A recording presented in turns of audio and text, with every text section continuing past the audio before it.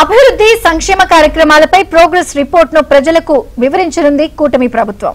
అనంతపురంలో super 6 super hit పేరుతో రేపు భారీ బహిరంగ సభను నిర్వహిస్తోంది.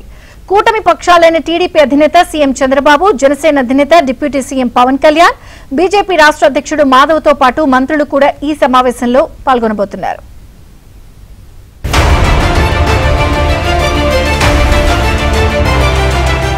ఎన్నో ఆర్థికపరమైన సవాళ్లు ఉన్నప్పటికీ కూటమి ప్రభుత్వం అధికారంలోకి వచ్చిన తర్వాత మేనిఫెస్టోలో పెట్టిన సూపర్ 6 ను అమలు చేయడంతో పాటు నిధుల సమీకరణను పగడ్బందీగా చేసి పథకాల అమలులో జాగ్రత్తలు తీసుకుంది. సుపరిపాలనతో బ్రాండ్ ఇమేజ్తో పాటు పెట్టుబడులకు భరోసాను కల్పిస్తూ అటు పారిశ్రామికంగా కూడా రాష్ట్రాన్ని అభివృద్ధి చేసేందుకు అన్ని ప్రయత్నాలు చేపట్టింది. అనంతపురంలోని ఇంద్రప్రస్థ నగర్లో భారీ బహిరంగ సభ నిర్వహించేందుకు కూటమి ఏర్పాట్లను పూర్తి చేసింది. బుధవారం మధ్యాహ్నం 3 గంటలకు ఈ సభ ప్రారంభం కానుంది. రాష్ట్రంలో కూటమి ప్రభుత్వం అధికారంలోకి వచ్చిన తర్వాత నిర్వహించే తొలి సభ కావడంతో 3 పార్టీలు ప్రతిష్టాత్మకంగా తీసుకున్నాయి. ఏడాది కాలంలో తీసుకున్న కీలక నిర్ణయాలతో పాటు భవిష్యత్తులో రాష్ట్ర అభివృద్ధికి కూటమి ప్రభుత్వం ఏం చేయబోతుందో కూడా ఈ వేదిక ద్వారా ప్రజలకు వివరించనున్నారు. 2024 ఎన్నికల్లో 3 పార్టీలు కలిసి పోటీ చేయగా 94% స్ట్రైక్ రేట్తో 164 సీట్లను కైవసం చేసుకుని కనీ విని ఎరుగని విజయాన్ని కూటమి దక్కించుకుంది. కూటమి ప్రభుత్వం అధికార పగ్గాలు చేపట్టే నాటికి అనేక సవాళ్లు ఉన్నప్పటికీ తాను ఇచ్చిన హామీలను అమలు చేసింది. పెన్షన్లను 3,000 నుంచి ఒకేసారి 4,000కు పెంచడంతో దాదాపుగా ప్రభుత్వం ఇప్పటికే పెన్షన్ల రూపంలో 45,000 కోట్ల రూపాయలను చెల్లించింది. ఏడాదికి 3 ఉచిత గ్యాస్ సిలిండర్లు ఇచ్చేలా దీపం 2.0 పథకాన్ని 2,30,00,000 మందికి ఉచిత గ్యాస్ సిలిండర్లను ఇచ్చారు. అరాచకానికి, విధ్వంసానికి కేర్ ఆఫ్ అడ్రస్ జగన్ అయితే అభివృద్ధి సంక్షేమానికి కేర్ ఆఫ్ అడ్రస్ చంద్రబాబు అని ఆర్థిక మంత్రి పయ్యావుల కేశవ్ తెలిపారు. 5 ఏళ్లలో ఈ సీమ ప్రాంతానికి నేను ఇది చేశానని చెప్పుకోగలిగింది ఒక్క పనుందా జగన్మోహన్ రెడ్డి గారు?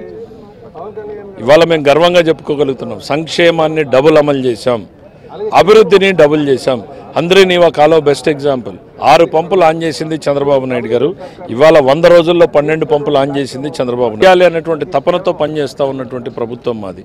ఎస్, ఇబ్బందులు ఉన్నాయి, చాలా కష్టాలు ఉన్నాయి, దినదినం గడవటం కష్టంగా ఉంది. అయినా సరే చంద్రబాబు నాయుడు గారి directions are very very clear. తల్లికి వందనంలో వాళ్ళకి కుటుంబ సభ్యులకు వచ్చినటువంటి జాబితాలు వైసీపీ కుటుంబ సభ్యులకు వచ్చిన విడుదల చేయమంటే చేస్తాము, పెన్షన్లు ఇవ్వమంటే ఇస్తాము. పెన్షన్ రాలేదని జగన్మోహన్ రెడ్డి గారు చెప్పగలరా? అన్నదాత సుఖీభావ రాలేదు వాళ్ళకని చెప్పగలరా? లేక తల్లికి వందనం రాలేదని చెప్పగలరా? తల్లికి వందనం పథకం ద్వారా రాష్ట్రంలో 67 లక్షల మంది విద్యార్థుల తల్లుల ఖాతాలు ఒక్కొక్కరికి 13,000 చొప్పున 10,000 కోట్ల రూపాయలను కూటమి విడుదల చేసింది. అన్నదాతకు అండగా నిలిచేందుకు అన్నదాత సుఖీభావ పేరుతో 20,000 చొప్పున 44 లక్షల మంది రైతులకు 3 విడతలుగా ఆర్థిక సాయం అందించేందుకు 7,000 రూపాయలను తొలి విడతలో మొత్తం 3,200 కోట్ల రూపాయలను వారి ఖాతాల్లో జమ చేసింది. ఆర్టీసీ బస్సుల్లో ఉచిత ప్రయాణం ద్వారా మహిళలకు ఆర్థిక భరోసా కల్పిస్తూ స్త్రీశక్తి పథకం అమలు చేయడంతో 5 కోట్ల పైచిలుకు ప్రయాణాలతో మహిళలు ఈ పథకాన్ని సూపర్ హిట్ చేశారు. దీనికోసం 2,000 కోట్ల రూపాయలను ప్రభుత్వం కేటాయించింది. మెగా డిఎస్సి ద్వారా 16,347 మందిని ఉపాధ్యాయులుగా భర్తీ చేసే ప్రక్రియ ఈ నెల 17వ తేదీతో పూర్తి కానుంది. 15 నెలల కాలంలో ఏపీ బ్రాండ్ ఇమేజ్ను పునరుద్ధరించి 10 లక్షల కోట్లకు పైగా పెట్టుబడుల ఒప్పందాలను కుదుర్చుకుంది. వీటి ద్వారా పెద్ద సంఖ్యలో ఉద్యోగాలు రానున్నాయని నేతలు చెబుతున్నారు. అన్నదాత సుఖీభవ కేంద్రంతో పాటు విడతలుగా ఇస్తామని చెప్పాం, ఇవ్వడం జరుగుతుంది. స్త్రీశక్తి ఈ ఆర్థిక సంవత్సరం, ఎందుకంటే మేము వచ్చిన ఆర్థిక సంవత్సరం మధ్యలో వచ్చాం, ఈ ఆర్థిక సంవత్సరం నుంచి ఇస్తామన్నాం, ఈ ఆర్థిక సంవత్సరంలో మొదలు పెట్టేశాం. ఇటువంటి పరిమితులు ఉన్న దృష్ట్యా ఆర్థిక పరిస్థితి చితికిపోయిన నేపథ్యంలో ఇటువంటి హామీలు నెరవేర్చడం అనేది అది నభూతో నా భవిష్యత్, ఇటువంటి సాధ్యం కాదు. కేవలం ఈ రాష్ట్రంలో ఒక దార్శనిక నాయకత్వం చంద్రబాబు నాయుడు గారు, పవన్ కళ్యాణ్ రూపంలో ఉంది. అదేవిధంగా అభివృద్ధికి పెద్దపీట వేసి సంక్షేమానికి శ్రీకారం చుట్టిన ప్రభుత్వం నరేంద్ర మోడీ గారిది. గత ప్రభుత్వం రద్దు చేసిన అన్నా క్యాంటీన్లను పునరుద్ధరించింది. 204 అన్నా క్యాంటీన్లలో 5 రూపాయలకే భోజనం అందిస్తోంది. ఇక రాష్ట్రంలో 5 కోట్ల మంది ప్రజలకు ధనిక పేద తారతమ్యం లేకుండా యూనివర్సల్ హెల్త్ పాలసీని అమలు చేయాలని ప్రభుత్వం నిర్ణయించింది.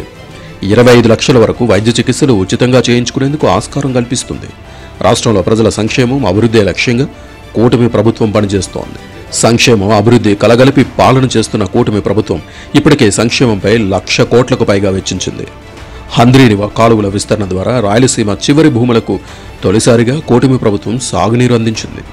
బీసీ రక్షణ చట్టంపై మంత్రివర్గ ఉపసంఘం అధ్యయనం చేస్తోంది. బీసీ రిజర్వేషన్లు గత ప్రభుత్వం 24% తగ్గిస్తే ప్రస్తుత ప్రభుత్వం 34% పెంచేలా కసరత్తు చేస్తోంది. ఇలా కూటమి ప్రభుత్వం మేనిఫెస్టో ఇచ్చిన అనేక హామీలను అమలు చేశామని ఈ సభ ద్వారా ప్రజలకు వివరించడం